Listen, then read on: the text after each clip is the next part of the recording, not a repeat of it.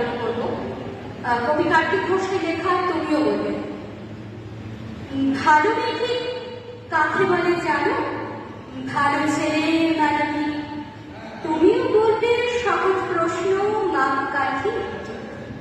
জেনে পেয়েছে অঙ্কে 100, যে ছেলে ভূগোলে সেরা তারাই তো ভালো। সবাই বলেছে হিরের টুকরো এরা।